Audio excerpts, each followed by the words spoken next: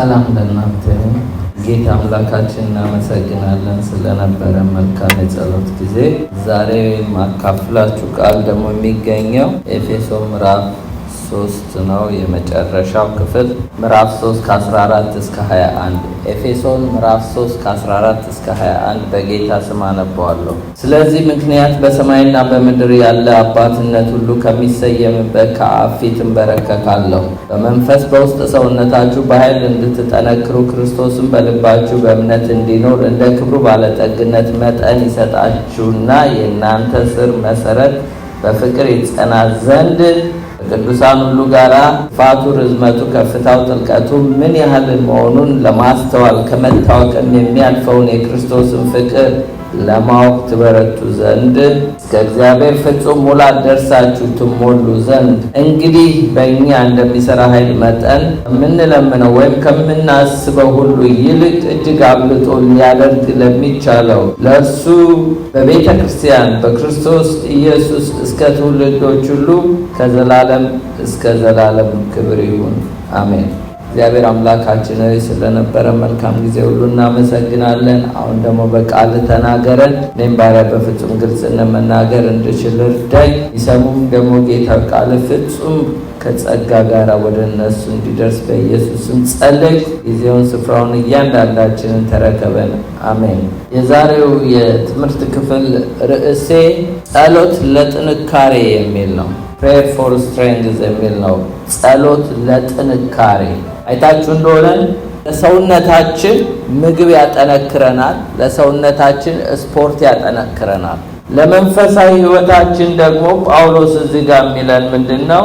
ጸሎት ለጥንካሬ ሲያደርግና ያህል ለመንፈሳዊ ጥንካሬ እንዲበረቱ እንደሚጸልይላቸው ነው የሚያሳየን።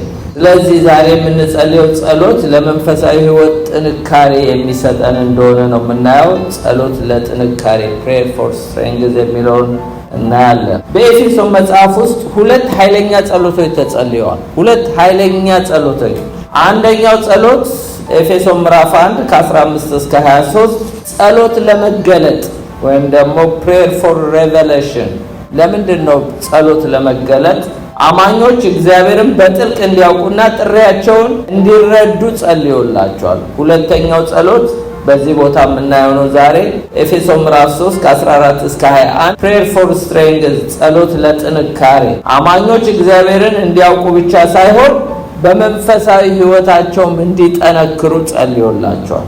የጳውሎስ ጸሎት ያው ምድራዊ ነገር ስኬት እንዲያገኙ አይደለም፣ በምድራዊ ነገር የሚያስፈልጋቸው እንዲያገኙ ሳይሆን አንደኛ በመንፈሱ በውስጥ ሰውነታቸው በኃይል እንዲጠነክሩ ክር ያለው ብትሉ ግን ዛሬ ምንድነው? በኃይል እንድትጠነክሩ ጸሎት ያስፈልጋል። እንድጠነክር ጸሎት ያስፈልጋል በኃይል። ሁለተኛው ጸሎት ክርስቶስ በልባቸው በእምነት እንዲኖር። የኛ ልብ የክርስቶስ ማደሪያ ነው። የኛ ልብ የክርስቶስ መኖሪያ ነው። አንዳንድ ጊዜ ግን ጌታ በራሱ ቤት ባይተዋር ይሆናል። እንደ ሎዶቅያ ቤተክርስቲያን እሱ በውጭ ይሆናል። የቤቱ ባለቤት እኛ እንሆናለን። የጉባኤው ባለቤት እኛ እንሆናለን። ጌታ ግን በቤቱ በእምነት እንዲኖር ጸልዮላቸዋል። ሌላው ሶስተኛ የእናንተ ስርና መሰረት በፍቅር ይጸና ዘንድ ስራችሁ እንደ ዛፍ መሰረታችሁ እንደ ቤት ፍቅር እንዲሆን ይላቸዋል። አራተኛ የክርስቶስ ፍቅር ለማወቅ ትበረቱ ዘንድ። እንዴት ባለ ታላቅ ፍቅር የዳንን ሰዎች ስለሆንን ፍቅሩን እንዲያውቁ ይጸልይላቸዋል። ሌላው እስከ እግዚአብሔር ፍጹም ሙላት ደርሳችሁ ትሞሉ ዘንድ፣ ጎዶሎ እንዳትሆኑ። እግዚአብሔር ቃል ሙላት፣ በመንፈስ ቅዱስ ሙላት፣ ክርስቶስን ወደ መምሰል በመድረስ ትሞሉ ዘንድ ይላል። እግዚአብሔር አሁንም ይሙላብን፣ ጎዶሎ እንዳልነው። ብሉፕሪንቱን ልስጣችሁ። ዛሬ የምንማረው ፖይንቶቹ የጳውሎስ ጸሎት በስድስት መንፈሳዊ እውነቶች ውስጥ ያልፋል። ስድስት መሰረታዊ ነገር። አንደኛ አቋም፣ ፖስቸር። እንዴት ነው ሰው የሚጸልየው? አቋቋማችን እንዴት ነው? ተንበርክከን ነው? ቆመን ነው? ተኝተን ነው? ተራምደን ነው? ፖስቸሩን እናያለን። በአብ ፊት እንበረከካለን ይላል። ፖስቸሩን እዚህ ጋር እናያለን። ሁለተኛ ኃይል፣ ፓወር፣ በመንፈስ ጥንካሬ እንዲያገኙ ይጸልይላቸው ነበረ። በመንፈስ በኃይል እንድትጠነክሩ ይላል። ሶስተኛ መገኘት ወይም ደግሞ ፕሬዘንስ፣ የእግዚአብሔር መገኘት። ክርስቶስ በልባቸው እንዲኖር በቤቱ ልባችን ቅዱሳን ጌታን የተቀበልነው እኮ ኢየሱስ ጌታ ነው ብለን በአፋችን መስክረን በልባችን አምነን ነው። ስለዚህ ጌታ ከሆነ የቤቱ ጌታ ነው መኖር ያለበት በቤቱ ማለት ነው። አራተኛ ፍቅር ፓሽን የክርስቶስን ፍቅር ማወቅ የሚለው እናያለን። አምስተኛ ሙላት ፉልነስ በእግዚአብሔር ሙላት መሞላት። ስድስተኛ እና የመጨረሻው ፕሬዝ ለእግዚአብሔር ክብር ምስጋና። ይሄ ለእግዚአብሔር ክብር ምስጋና በቤተ ክርስቲያንም በክርስቶስም በኩል የሚመጣ ነው። አሁን አንድ በአንድ እናያለን። አንደኛ በአብ ፊት የተከበረ አቋም ሬቨራንት ፖስቸር የሚለው ይሄ አቋም ጳውሎስ እንዴት ነው በእግዚአብሔር ፊት ፖስቸሩ ሲጸልይ በምን አይነት ሁኔታ ነው የጸለየው ብለን ብናይ ኤፌሶን ምዕራፍ 3 ከ14 እስከ 15 እንደዚህ ይላል። ስለዚህ ምክንያት በሰማይና በምድር ያለ አባትነት ሁሉ ከሚሰየምበት ከአብ ፊት እንበረከካለሁ ይላል። በአብ ፊት በመንበርከክ ነው። በሰማይና በምድር ያለ አባትነት ከሚሰየምበት ከአብ ፊት እንበረከካለሁ ይላል። የመጀመሪያው እንግዲህ ሁለት ነገሮች እዚህ ጋር እናያለን። የመጀመሪያው ልትሉ ትችላላችሁ ፖልስ ሂዩሚሊቲ የጳውሎስ ትህትናን እናያለን። መንበርከክ ትህትናን የሚያሳይ ነው። ተንበርክኮ መጸለይ ትህትና፣ አክብሮት፣ መገዛትን፣ ጥገኝነትን ያመለክታል። ለእግዚአብሔር አብ እኛ ጥገኞች እንደሆንን ልጆች ስለሆንን በፊቱ አክብሮት፣ አባት ከሆንኩ ክብሬ፣ አምላክ ከሆንኩ መፈራት የታል ይላል። ስለዚህ አክብሮትን መገዛትን የሚያሳይ ነውና በአብ ፊት ተንበርክኬ ነው ይላል። ሌላው መንፈሳዊ እድገት የሚጀምረው በእግዚአብሔር ፊት ራሳችንን ስናዋርድ ነው። ትህትና ነው የሚያሳድገን። መንፈሳዊ እድገት ልደግ የሚል ሰው በትዕቢት አያድግም፣ በትህትና ነው። ስለዚህ ትህትና የሚጀምረው እንግዲህ ከአባታችን ፊት በመንበርከክ ዝቅ በማለት ነው። እስቲ ትንሽ ስለ ጸሎት ፖስቸሩ ላይ ላሳያችሁ ከእግዚአብሔር ቃል። ያው የምታውቁት የተለማመዳችሁት ነው፣ ግን አንዳንድ ከእግዚአብሔር ቃል ላሳያችሁ። ቆሞ መጸለይ። ቆማችሁ ጸልያችሁ ታውቃላችሁ? እኔ ብዙ ጊዜ እንቅልፍ እንዳይመጣብኝ ቆሜ ነው የምጸልየው እና ቆሞ መጸለይ ምንድነው? የእግዚአብሔር ቃል ማርቆስ 11:25 ላይ ይላል ለጸሎት በቆማችሁ ጊዜ ይላል። ለጸሎት በቆማችሁ ጊዜ በሰማይ ያለው አባታችሁ ደግሞ ኃጢአታችሁን ይቅር እንዲላላችሁ በማንም ላይ አንዳች ቢኖራችሁ ይቅር በሉ። ለጸሎት በቆማችሁ ጊዜ ይላል። መቆም አክብሮትን ነው የሚያሳይ። መቆም አምልኮን ነው የሚያሳይ። ቆመን መጸለይ አክብሮትን፣ ለእግዚአብሔር ደግሞ አምልኮን የሚያሳይ ነው። ቆመን እናመልካለን፣ ቆመን እንጸልያለን፣ ቆመን እናከብራለን። አንዱ ፖስቸር ይሄ ነው። ሁለተኛው መንበርከክ። አሁን ባየኑ ቦታ ላይ ጳውሎስ ተንበርክኮ ነው የሚጸልየው እዚሁ ኤፌሶን 3:14 ላይ ስለዚህ ምክንያት በሰማይ በምድር ያለ አባትነት ሁሉ ከሚሰየምበት ከአብ ፊት እንበረከካለሁ። መንበርከክ ትህትና ነው፣ ራስን መስጠት ነው፣ በእግዚአብሔር ላይ መታመንን ያመለክታል። መንበርከክ ይሄንን ያሳያል። ሂዩሚሊቲን ያሳያል። ሰሬንደር መማረክን፣ ዲፔንደንሲን ያሳያል በእግዚአብሔር ላይ። ሶስተኛው ፕሮስትሬት ማለት ባውዳው ሰግዶ አጎንብሶ መጸለይ። በእግዚአብሔር ፊት እንዲህ አጎንብሶ መጸለይ። እንደዚህ የጸለየ ሰው ወይም ያጎነበሰ ሰው ከመጽሐፍ ቅዱስ ዘፍጥረት 24:26 ላይ ሰውየውም አጎነበሰ ለእግዚአብሔር ሰገደ። ትዝ ይላችኋል። የአብርሃም ሎሌ ነው። ርብቃን ባገኘ ጊዜ ይስሐቅ ልክ የምልክቶችን ጠየቀ። እግዚአብሔር ልክ እንዳለው ርብቃ ላይ ሲያይ በእግዚአብሔር ፊት ወደቀ፣ አጎንብሶ ሰገደ ይላል። ይሄ ማለት ምን ማለት ነው? ጥልቅ አምልኮንና መገዛትን ያመለክታል። ለእግዚአብሔር መገዛትን፣ ጥልቅ አምልኮን ያሳያል። ኢየሱስ ክርስቶስም እንደዛ አድርጓል። ማቴዎስ 26:39 ላይ ጥቂት ወደፊትም እልፍ ብሎ በፊቱ ወደቀና ሲጸልይ ይላል። አጎንብሶ ኢየሱስ በፊቱ ወድቆ ሲጸልይ፣ ይሄ እንግዲህ ጥልቅ አምልኮን ለእግዚአብሔር ስለዚህ በፊቱ ተደፍተንም መጸለይ እንችላለን፣ ቆመንም መጸለይ እንችላለን፣ እንደገናም ተንበርክከን መጸለይ እንችላለን። ይሄ ብቻ አይደለም። አራተኛው እጅ በማንሳት መጸለይ። እጅ በማንሳት ሊፍቲንግ ሃንድ፣ እጆችን በማንሳት ምን ይላል?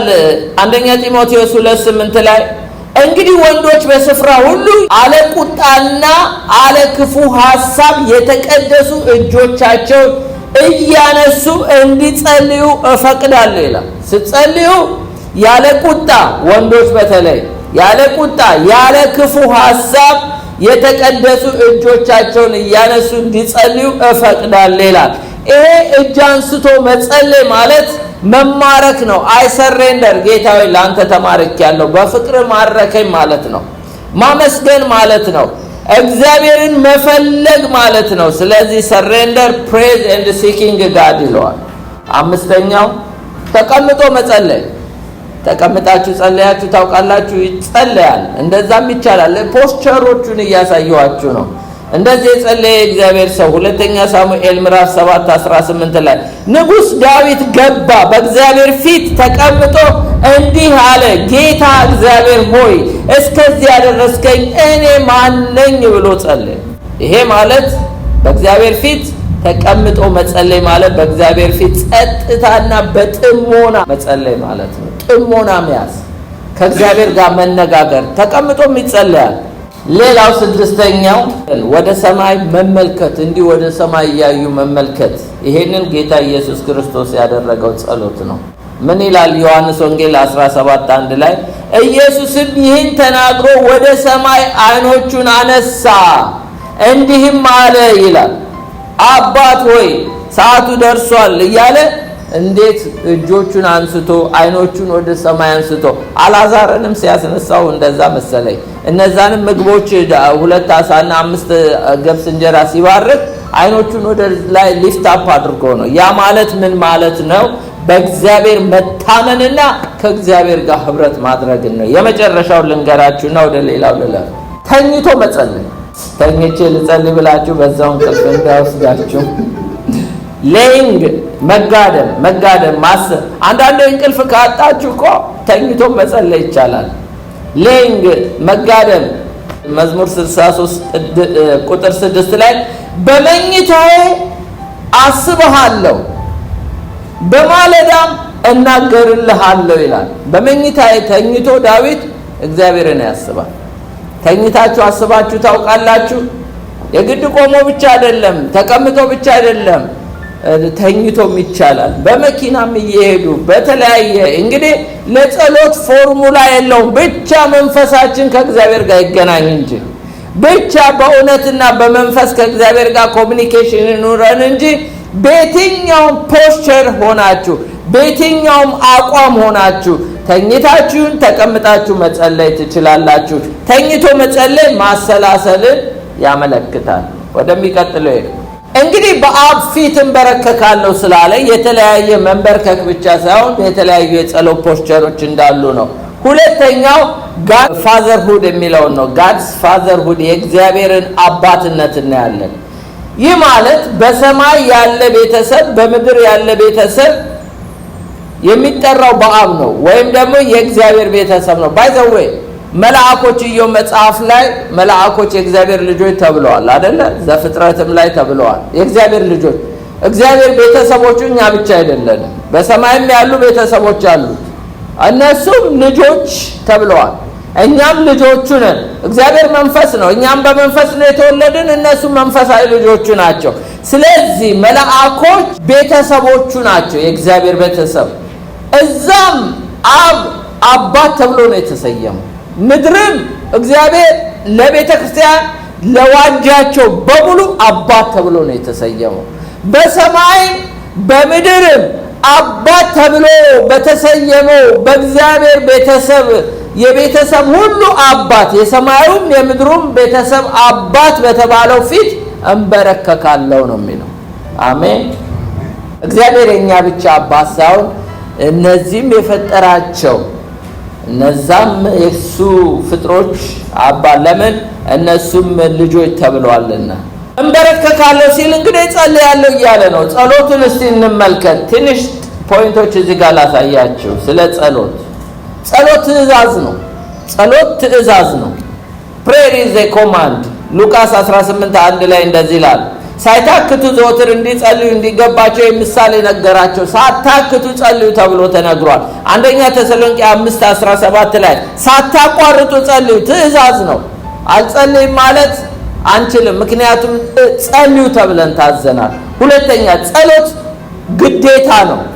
prayer is a duty ስራችን ነው፣ ግዴታችን ነው። አንደኛ ጢሞቴዎስ ምዕራፍ 2:1-4 ልመና፣ ጸሎት፣ ምልጃ፣ ምስጋና ለሰዎች ሁሉ ለነገስታት ሁሉ ስለ መኳንንት ሁሉ እንዲያደርጉ ከሁሉ በፊት እመክራለሁ ይላል ጳውሎስ ለጢሞቴዎስ።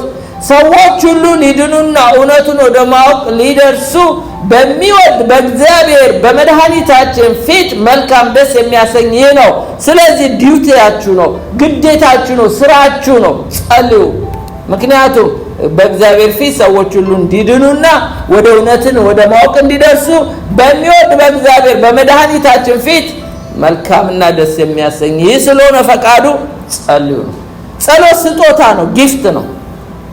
prayer is gift ዕብራውያን 4:15-16 ከኃጢአት በቀር በነገሩ እንደኛ የተፈተነ ነው እንጂ በድካማችን ሊራራልን የማይችል ሊቀ ካህን የለምና እንግዲህ ምሕረትን እንድንቀበል በሚያስፈልገንም ጊዜ የሚረዳንን ጸጋ እንድናገኝ ወደ ጸጋው ዙፋን በእምነት እንቅረብ። ተሰጥቷችኋል፣ ኑ ወደ ጸጋው ዙፋን ቅረቡ። ድሮ ግን አትችሉም ነበረ፣ መቅረብ አትችሉም። አሁን ግን ቅረቡ፣ በክርስቶስ ደም ተመርቆላችኋል። ወደ እግዚአብሔር ዙፋን ቀርባችሁ ጸጋም ተቀበሉ። እንደገናም ደግሞ ይሄ ጊፍት ነው፣ ተሰጥቶናል፣ ጸልዩ ተብለን። ሌላው ጸሎት መታደል ነው፣ መታደል ነው፣ ፕሪቪሌጅ ነው። prayer is a privilege ፊልጵስዩስ ምዕራፍ 4:6 ጌታ ቅርብ ነው ይላል። አንዱ መታደል ይሄ ነው፣ ጌታ ቅርብ ነው። በነገር ሁሉ በጸሎት በምልጃ ከምስጋና ጋር በእግዚአብሔር ዘንድ ልመናችሁን አስታውቁ እንጂ በአንዳች አትጨነቁ። ምክንያቱም ታድላችኋል፣ የሚሰማችሁ አምላክ አለ፣ የፈጠራችሁ እናንተ ታድላችኋል። ሌሎች እኮ ለድንጋይ ነው የሚጸልዩት፣ ሌሎች እኮ ለአጋንንት ነው ሄደው የሚለማመኑት። እናንተ ግን ጌታ ቅርብ ነው፣ ቅርብ ነው ለእናንተ። ጸሎት መታደል ነው። የመጨረሻው ጸሎት ቃል ኪዳን ነው። ጸሎት ቃል ኪዳን ነው። prayer is a promise ኤርምያስ 33:3 ላይ ወደ እኔ ጩህ እኔ እመልስልሃለሁ፣ ቃል ኪዳን ነው። ጩህ እመልስልሃለሁ ብሏል። አንኳኳ ይከፈትልሃል፣ ፈልጉ ታገኛላችሁ፣ ጠይቁ ይሰጣችኋል። ፕሮሚስ ነው። ኢሳይያስ 65:24 ላይ እንዲህም ይሆናል ሳይጠሩ እመልስላችኋለሁ፣ ገናም ሳይናገሩ እሰማለሁ ይላል እግዚአብሔር። እኛ ብዙ ተናግረናል አይደል? ቀደም ገና ሳንናገር ጌታ ሰምቶናል። አሜን በሉ እንጂ እንኳን ተናግረን ሳንናገር ገና ሰምቶናል። እንዲህም ይሆናል ሳይጠሩ እመልስላቸዋለሁ፣ ገና ሳይናገሩ እሰማቸዋለሁ ይላል ዮሐንስ 16:23 ላይ በዚያን ቀን ከእኔ አንዳች አትለምኑም፣ እውነት እውነት እላቸዋለሁ አብ በስሜ የምትለምኑትን ሁሉ ይሰጣችኋል። በዛን ቀን ከኔ አትለምኑም፣ ራሳችሁ እናንተ እንደኔ ቀርባችሁ በአብ ዘንድ ልክ ጳውሎስ በአብ ፊት እንበረከካለሁ እንዳለ በአብ ፊት ብትንበረከኩ አብ በስሜ የምትለምኑትን ሁሉ በኢየሱስ ስም ብቻ ይሁን እንጂ ጸሎት ይሰጣችኋል ይላል። አሜን ይሆንልናል። ወደ ሁለተኛው ፖይንት እንግዲህ አለፍኩ። ይሄ በአብ ፊት እንበረከካለሁ ያለውን ነው ያየነው። ሁለተኛው ፖይንት በመንፈስ አማካኝነት የሚመጣ ውስጣዊ ጥንካሬ an inner strength through the spirit የሚል ነው። ይሄ ሁለተኛው ፖይንት እንግዲህ ኃይልን በተመለከተ ነው። በመንፈስ እንዲጠነክሩ የጸለየላቸው ነው። ኤፌሶን ምዕራፍ 3:16 በመንፈስ በውስጥ ሰውነታችሁ በኃይል እንድትጠነክሩ ይላል። ሁለት ነገሮች እዚህ ጋር ያዙልኝ። የመንፈሳዊ ጥንካሬ አስፈላጊነት spiritual strength እና ሁለተኛ የመንፈሳዊ ጥንካሬ ምንጩ ሶርሱ ምንድነው? the source of spiritual strength የሚለው እናያለን።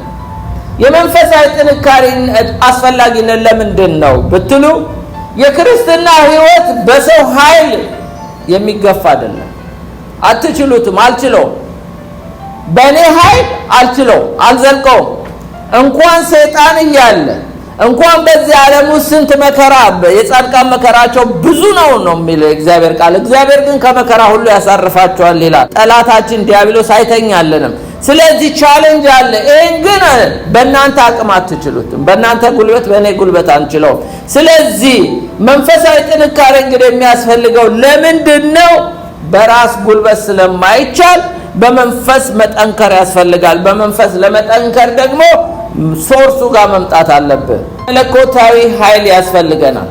አይታችሁ እንደሆነ አንድ ጊዜ ሐዋርያቶች መንፈስ ቅዱስ ተሞሉ አይደል እንዴ? ተሞልተው በኋላ ስደት መጣባቸው። ወደ ዛቻቸው ተመልከት ብለው እንደገና ተሰብስበው በቤት ሲጸልዩ መንፈስ ቅዱስ በኃይል ወረደባቸው ይላል። አንድ መንፈስ ቅዱስ ተሞልቻለሁ ልሳን እናገራለሁ በቃ ማለት አይቻልም። እለት በመንፈስ ይሙላባችሁ በወይን ጠጅ አትስከሩ ነው የሚለው። ይህ ማባከን ነው ይላል። ሌላው የቃሉ ሙላት በእናንተ ይኑር ነው የሚለው። ለምን?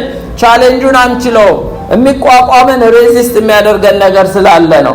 ስለዚህ ኒዳችን ምንድነው? ቻሌንጆች ስላሉብን ነው በመንፈስ መጠንከር ያለብን። ለጥንካሬው ምንጩ ታዲያ ሶርሱ ምንድነው ብንል መንፈስ ቅዱስ ነው በውስጣዊ ሰውነታችን ጥንካሬን የሚሰጠን። ሁለተኛ ጢሞቴዎስ 3:5 ላይ እንዲህ ይላል፣ ያምልኮ መልክ አላቸው ኃይሉን ግን ክደዋል፣ ከነዚህ ደግሞ ራቅ ይላል። ያምልኮ መልክ አላቸው ኃይሉን ክደዋል። አያችሁ፣ በመጨረሻ ዘመን ያለች ቤተክርስቲያን አምልኮ መልኩ አለ ግን ኃይል የለም፣ ጉልበት የለም። ለምን? ስትሬንግዝ የሚገኘው በመንፈስ ቅዱስ ነው። መንፈስ ቅዱስ ደግሞ በስጋ ለባሽ ሁሉ ላይ ይወርዳል ተብሏል። ኤፌሶን 5:18 ላይ መንፈስ ይሙላባችሁ እንጂ በወይን ጠጅ አትስከሩ ይማባከን። ሁላችንም ጌታ ሲጠራን ኃይል ሲሰጠን መንፈስ ቅዱስን በተሞላን ጊዜ በጣም ኃይለኞች ነበር። አሁንስ ያ ኃይል ከኛ ጋር አለ? እኛም ራሳችንን መጠየቅ አለብን። የእግዚአብሔር ቃል ነው የሚለው ያምልኮ መልክ አላቸው ኃይሉን ግን ክደዋል። ኃይለኛ ጴንጤም በምን ታውቁታላችሁ መሰላችሁ? ኃጢአት ላይ ማሸነፍ ከቻለ ዛሬ እየሰረቁ እያመነዘሩ እያታለሉ የተቀባው አገልጋይ ነኝ ይላሉ። ዘይት እየሸጡ ብዙ ነገር አለ፣ እኔ አልነግራችሁም። ግን ኃይል ያለው ጴንጤ አልሰግድም፣ አልገዛም፣ ለእግዚአብሔር ክብር ነው የምኖረው እያለ በቅድስና የሚኖር ሰው እሱ ኃይለኛ ጴንጤ ነው። እግዚአብሔር ስለ ጸጋው ስጦታ አይጸጸትም። ዛሬ የመጣውንም ሰው እግዚአብሔር በመንፈሱ ይሞላዋል። ጉዳዩ ግን ምንድነው ቢባል ያ ኃይል አለ ወይ? መንፈስ ይሙላባችሁ በወይን ጠጅ አትስከሩ ይማባከን ይላል። ይሄ ግን ከየት ነው የሚመጣው? በመጸለይ። ስለዚህ ነው ጳውሎስ ጸልይላችኋለሁ። ዘሩባቤል ምን አለ? ዘሩባቤል የጀመረው ዘሩባቤል ይጨርሷል፣ ግን በመንፈሴ እንጂ በኃይልና በብርታት አይደለም ማለት ነው። ዛሬ ብዙ ነገሮች ለምንድነው የእግዚአብሔር ነገር ራን የማያደርገው የማይሮጠው ብትሉ መንፈስ ቅዱስ ስፍራ አጥቷል። እንግዳ እሳት አለ። የሰዎች ልምምድ የሰዎች የፈጠሩት አሁንማ ዘይቱም ተሽጦ ይሄ ነው መንፈስ ቅዱስ እየተባለ ነው አይደለም። መንፈስ ቅዱስ ሐዋርያቶች የትም ቦታ ዘይት አልሸጡም፣ የትም ቦታ ቅባት አልነገዱም፣ ግን መንፈስ ቅዱስ ይሰራባቸው ነበር። ያሁኑ ግን ልምምዱ ምንድነው? ኃይሉ የለም፣ ጸጋው የለም፣ ግን መንፈስ ቅዱስ እየተባለ ብዙ ይባላል። ለመንፈስ ቅዱስ ሩም አጥቷል። ጸልዩ የሚለው ለዚህ ነው። ይሄንንም አለፍኩት። ወደ ሶስተኛው መጣ። indwelling presence of Christ የክርስቶስ በውስጣችን መኖር። እንግዳ ሆኖ መኖር ባለቤት ሆኖ መኖር ይለያያል። ክርስቶስ በልባችሁ ውስጥ እንዲኖር ይላችኋል። ኤፌሶን ምዕራፍ 3:17 ላይ ክርስቶስ በልባችሁ በእምነት እንዲኖር እንደ ክብሩ ባለጠግነት መጠን ይስጣችሁ ይላችኋል። የክርስቶስ መገኘት ወይም ደግሞ ክራይስት ፕሬዘንስ ምንድነው? ጳውሎስ ክርስቶስ በልባችሁ ውስጥ እንዲኖር ሲል ልባችን የጌታ ማደሪያ ነው። በዋጋ ተገዝታችኋል፣ የራሳችሁ አይደላችሁም ተብለናል። የእግዚአብሔር ቤተሰቦች ናችሁ፣ የእግዚአብሔር ቤት ናችሁ ተብሏል። ለዚህ ነው ቤተ መቅደሱ እናንተ ናችሁ የተባልነው። ለምን? የጌታ ማደሪያዎች ስለሆነ። ግን ጌታ ይኖርበታል ወይስ እኛ ነን በቤቱ የምንኖረው ነው ጥያቄው። ሁላችን ለእርሱ መሰጠት አለብን። አንደኛ በሐሳባችን ላይ ይሰለጥናል ወይ? እኔ በማስበው ሐሳብ ላይ ጌታ ይሰለጥናል። ከሰለጠነ እሰየው፣ ጌታ እየኖረ ነው። በውሳኔያችን ላይ ጌታ ይሰለጥናል ወይ? ፈቃዱን እናስቀድማለን ወይስ በራሳችን ነው ነገሮቻችንን የምንወስነው? ሌላው ንግግራችን ጌታ ነው የሚናገረው በእኛ ወይስ እኛው ነን ሁሌ የምናወራው?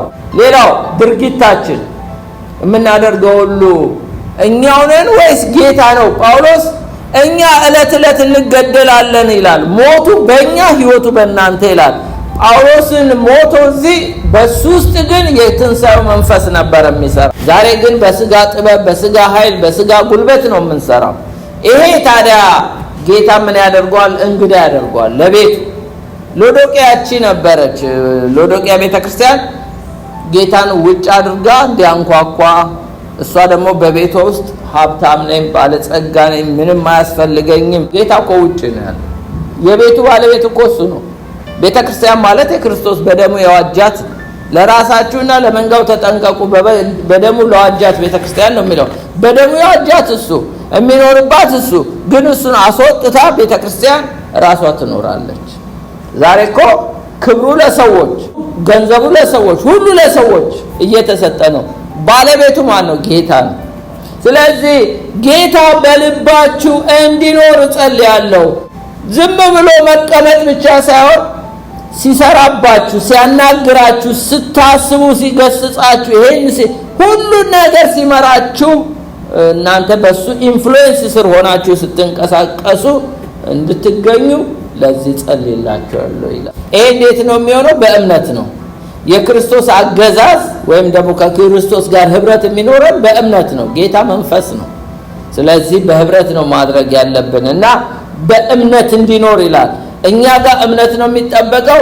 ጌታ ግን በማንኛውም ነገር ላይ እንዲሰለጥን መፍቀድ፣ እሱን ጌታ ባለቤቱ አንተ ነህ። እኔ ራሴ የራሴ አይደለሁም፣ ትዳሬ የራሴ አይደለም፣ ልጆቼ የራሴ አይደሉም፣ አገልግሎት የራሴ አይደለም፣ ማንኛውም ንብረቴ የራሴ አይደለም፣ ሁሉ ያንተ ነው ብለን ይሄን ግን መልቀቅ ማለት ከባድ ነው። ለምን? ብዙ ነገሮች ላይ ተጣብቀናል። እሱን ካጣን የምንኖር አይመስለንም። ግን በጌታ በራሱ ብቻ እንድንመካ ነው ጌታ የሚፈልግ። ለዛ ያኑረን። ወደ አራተኛው አለፍኩ።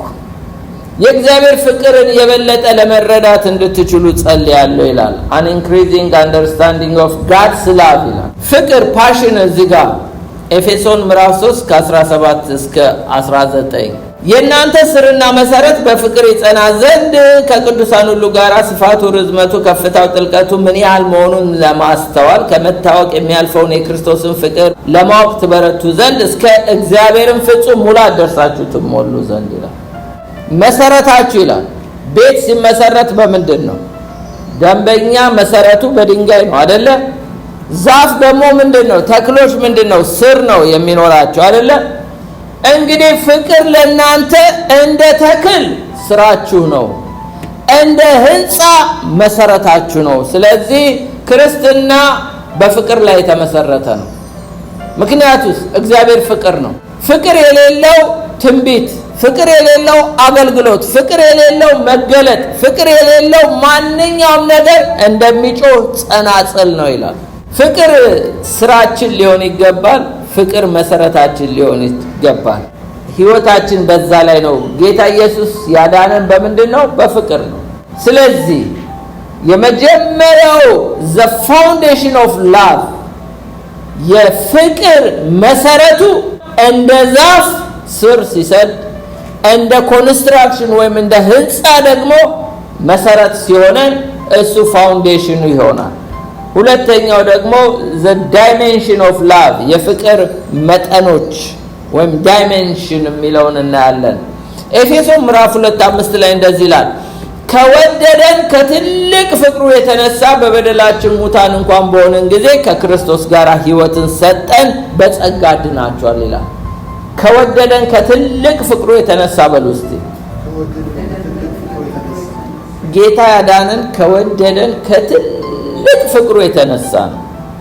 ይሄ ትልቅ ፍቅር ስትለኩት ስፋት አለው፣ ርዝመት አለው፣ ከፍታ አለው፣ ጥልቀት አለው። ስፋቱን ላሳያችሁ።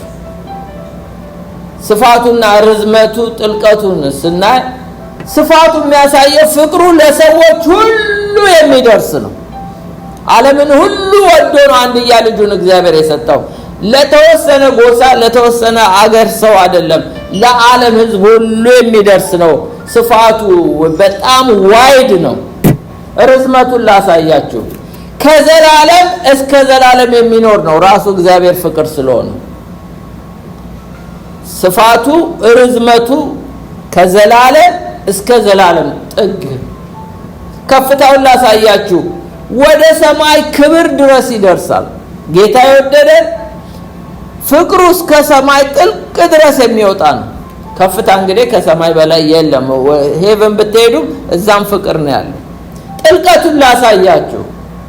እስከ ኃጢአተኞች ማለት እንግዲህ አዘቅት ውስጥ የወደቀ ኃጢአት ውስጥ የወደቀ እስከ ሲኦል ድረስ ነው ኢየሱስ የወረደው አይደል እንዴ? ከፍቅሩ የተነሳ እስከ ኃጢአታችን ጥልቀት ድረስ ወርዶ ነው ያዳነን። ጥልቀቱ የኛ ኃጢአት እኮ ጥልቅ ነው። የሰው ልብ ምን ይላል? እጅግ ክፉ ነው ይላል። ማንስ ይመረምረዋል ይላል። ይሄን ክፉ ልብ ነው መጥቶ ኢየሱስ የለወጠው ጥልቅ ፍቅር ስላለው ነው። አያችሁ። ስለዚህ እንግዲህ የናንተ ስርና መሰረቱ ፋውንዴሽናችሁ ነው። በፍቅር እንደ ዛፍ ምን ይሁን ስር ይኑረው፣ እንደ ህንጻ መሰረት ይኑረው ይላል። ዳይሜንሽኑ ደግሞ ስፋቱ ምን ይላል? የከፍታው ስፋቱ፣ ጥልቀቱ፣ ርዝመቱን ያሳየናል። በዚህ ሁሉ ምን እንደሆነ ነው ታውቁ ዘንድ ነው ይላል። የጌታን ፍቅር ታውቁ ዘንድ ነው። ምን ይላል? አንብብላችሁ። የናንተ ስርና መሰረት በፍቅር ይጸና ዘንድ ይሄ ፋውንዴሽኑ ነው። 18 እና 19 ከቅዱሳን ሁሉ ጋራ ስፋቱ፣ ርዝመቱ፣ ከፍታው፣ ጥልቀቱ ምን ያህል መሆኑን ለማስተዋል ከመታወቅ የሚያልፈውን የክርስቶስን ፍቅር ለማወቅ ትበረቱ ዘንድ። እግዚአብሔር ፍቅር ነው። እግዚአብሔር ፍቅር ስለሆነ እግዚአብሔርን ማወቅ ማለት ነው። በሌላ ቋንቋ ሰይጣን ክፉ ነው። በጥላቻው፣ በክፋቱ፣ በተንኮሉ ይታወቃል። እግዚአብሔር ደግሞ በፍቅሩ ይታወቃል። ስለዚህ ይህን ፍቅር ለማወቅ ትበረቱ ዘንድ ጸልይላችኋለሁ። ሌላው ደግሞ ማወቅ በቂ አይደለም፣ ትለማመዱ ዘንድ ይሄን ፍቅር ትለማመዱ ዘንድ the experience of love ይላል። የፍቅር ተሞክሮ። ስለ ክርስቶስ ፍቅር ማወቅ ብቻ በቂ አይደለም፣ ፍቅሩን ትለማመዱ ዘንድ ጌታ እንደወደደ እርስ በርሳችሁ ተዋደዱ ነው የሚለው። በምን ትታወቃላችሁ ይላል ጌታ ኢየሱስ? ደቀ መዛሙርቴ መሆናችሁን መታወቂያችን በፍቅሩ ነው። ስለዚህ ይህን ተለማመዱ ነው። ወደ አምስተኛው አለፍ። ከእግዚአብሔር የተገኘ ሙላት the complete fullness of God ሙላቱን እንመለከታለን። ሁለት ነገር ነው እዚህ ጋር የምናየው። ሙላቱን የሚያሳየን ኤፌሶን ምዕራፍ 3:19 ላይ እስከ እግዚአብሔር ፍጹም ሙላት ደርሳችሁ ትሞሉ ዘንድ። ሙላቱ አንደኛ መንፈሳዊ ብስለት spiritual maturity ያሳየናል። ሁለተኛው መንፈሳዊ ሙላት spiritual fullness ያሳየናል። spiritual maturity ማለት ምንድነው?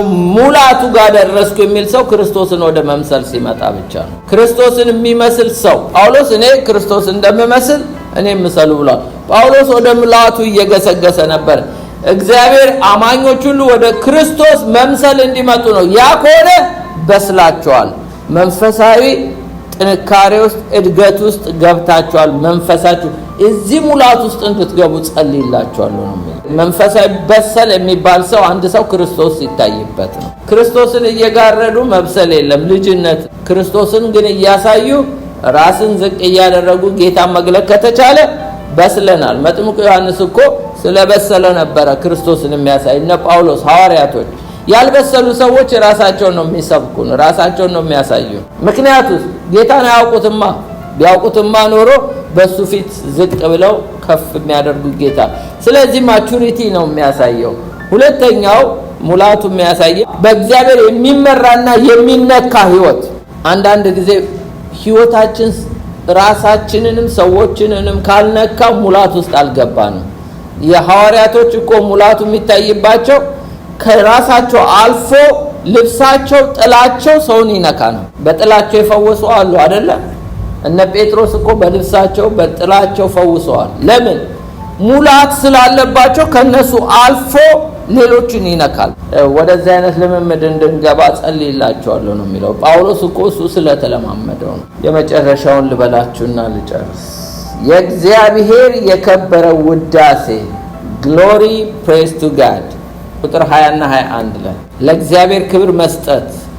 ኤፌሶን ምዕራፍ 3 ከ20 እስከ 21 እንግዲህ በእኛ እንደሚሰራው ኃይል መጠን ከምንለምነው ወይም ከምናስበው ሁሉ ይልቅ እጅግ አብልጦ ሊያደርግ ለሚቻለው ለእርሱ በቤተ ክርስቲያን በክርስቶስ ኢየሱስ እስከ ትውልዶች ሁሉ ከዘላለም እስከ ዘላለም ክብር ይሁን ይላል። አንደኛው እዚህ ጋር ሁለት ነገር ነው የምናየው። አንደኛው የእግዚአብሔር ያልተገደበ ኃይል ወይም ደግሞ God's unlimited power የእግዚአብሔር ያልተገደበ ኃይል ከምንጠይቀው በላይ ማድረግ የሚችል he can do more than we ask ይላል። ከምናስበው በላይ ማድረግ ይችላል ይላል። he can do more than we imagine ከምናስበው በላይ ማድረግ ይችላል። ታምናላችሁ እግዚአብሔር ከምንጠብቀው ከምናስበው በላይ እንደሚያደርግ? መንፈሱን እንኳን ይላል ሰፍሮ አይሰጥም ነው የሚለው እግዚአብሔር ቃል፣ ሰፍሮ አይሰጥም። ስለዚህ የእግዚአብሔር ያልተገደበ ኃይል ያልተቆጠበ ኃይሉ እንዲያገኘን ነው ጳውሎስ ጸሎቱ። ሁለተኛው የምናየው የእግዚአብሔር ዘላለማዊ ክብሩ በቤተክርስቲያንና በክርስቶስ እግዚአብሔር በክርስቶስ ከብሯል። የምወደው ልጄ እሱ ነው፣ በእሱ ደስ የሚለኝ ብሏል። ክርስቶስ እግዚአብሔርን አክብሮ ነው ያለፈው። ስለዚህ አብን የከበረው በልጁ በኢየሱስ ነው። ሌላው ደግሞ በቤተክርስቲያን ነው የከበረው። ስለዚህ ይሄ ክብር ለዚህ ነው ለእርሱ በቤተክርስቲያን በክርስቶስ ኢየሱስ እስከ ትውልዶች ሁሉ ከዘላለም እስከ ዘላለም ክብር ይሁን አሜን ይላል። ለማን? ለእግዚአብሔር። በማን? በክርስቶስ በቤተክርስቲያን በኩል ለዘላለም ክብር ይሁን ይላል። ይሄ ዶክሶሎጂ ነው፣ ውዳሴ ነው። ክብር በቤተክርስቲያንና በክርስቶስ ለዘላለም ለእግዚአብሔር ይሁን ይላል። ልጠቅልላችሁ ማጠቃለያ ኮንክሉዥኑ የጳውሎስ ጸሎት በስድስት መንፈሳዊ እውነቶች ላይ እንግዲህ ያልፋል ብለናል። አንደኛው የአቋም ፖስቸር የሚለውን አይተናል። በአፊት በትህትና መንበርከኩ humble before the father። ሁለተኛ ኃይል አይተናል። ኃይል ፓወር የሚለው ነው። በመንፈስ ኃይል በሰውነታቸው እንዲጠነክሩ ነው። ሌላው መገኘት የሚለው ፕሬዘንስ የሚለውን አይተናል። ክርስቶስ በልባችሁ ውስጥ ይኖራል ይላል። Christ dwelling in our heart በክርስቶስ በእኛ ልብ እንደሚኖር ነው። አራተኛው ፍቅር ፓሽን የሚለውን አይተናል። የክርስቶስን ፍቅር ለማወቅ መሰረታችሁ እንደ ዛፍ እንደ ህንጻ ይሁን፣ ደግሞ ከፍታውን ጥልቀቱን እንደገና ስፋቱን ርዝመቱን እንድታውቁ እጸልይላችኋለሁ ነው የሚለው። knowing Christ love። ሌላው ሙላቱ fullness በእግዚአብሔር ሙላት መሞላትን fill with God's fullness የሚለውን አይተናል። የመጨረሻው ምስጋና praise ለእግዚአብሔር ክብር መስጠት ነው። በቤተ ክርስቲያን በኩል በክርስቶስ በኩል ለእግዚአብሔር አብ ክብር ይሁን ይላል። ይሄ እንግዲህ ጳውሎስ የመጨረሻ ምዕራፍ 3 ላይ ጸለየው ነው። ምዕራፍ 3ን ጨርሻለሁ። ጌታ ይባርካችሁ።